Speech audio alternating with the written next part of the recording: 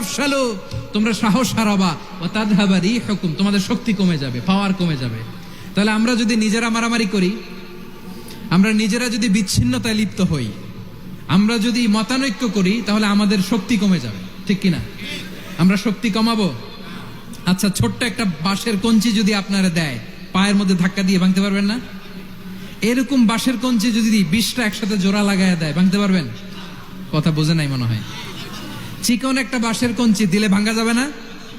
এরকম চিকনই 20টা বাঁশের কঞ্চি একসাথে লাগাই দিলে ভাঙতে পারবেন? কারণ যখন আমি একা থাকি তখন আমি ব্যক্তি, যখন আমরা সবাই মিলি তখন আমরা শক্তি।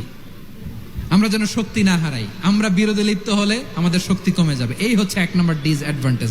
2 নম্বর ডিসঅ্যাডভান্টেজ হচ্ছে আমরা নিজেরা বিরোধে লিপ্ত হলে অন্যরা আমাদের মাথায় কাঁঠাল ভেঙে খাইতে সুবিধা হয়। কথা বোঝেন নাই? আমরা যদি বিরোধে লিপ্ত হই তাহলে পরাশক্তিগুলোর সুবিধা, তখন আমাদের কাউকে দিতে হবে ট্রানজিট, কাউকে দিতে হবে সেন্ট মার্টিন, কাউকে দিতে হবে দেশের অর্ধেক। চিল্লায় বলো ঠিক কিনা? নিজেরা নিজেদের প্রবলেম সলভ করার ক্যাপাসিটি আমাদের আর থাকবে না। আমরা যদি বিরোধে জড়াই, আমার কলিজার টুকরা পেকুয়ার ভাইরা, আমরা বিরোধ করব না,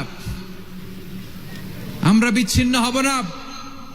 নিজেরা বিরোধে জড়ালে পরাশক্তিগুলো আমাদের মাথায় কাঁঠাল ভেঙে খায়। তখন ভারতের পিছনে দৌড়াতে দৌড়াতে, আমেরিকার পিছনে দৌড়াতে দৌড়াতে আমাদের জুতার তলা ক্ষয় হইয়া যাইবে। নিজেরা নিজেদের প্রবলেম সলভ করা যাবে না।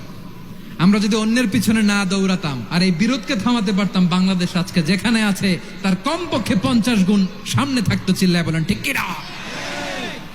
তাহলে 1 নম্বর ক্ষতি হচ্ছে আমাদের পাওয়ার লেস হয়ে যায়, আমরা দুর্বল হই যদি আমরা বিরোধ করি। 2 নম্বর হচ্ছে পরাশক্তিগুলোর সুবিধা নেয়। 3 নম্বর হচ্ছে আমাদের উন্নয়ন, দেশের উন্নতি, অগ্রগতি, এটা স্থবির হয়ে যায়, এটা বাধাগ্রস্ত হয়। প্রিয় ভাইয়েরা, ইউনিটি, ঐক্য হচ্ছে একটা দেশের উন্নয়নের মূল ভিত্তি।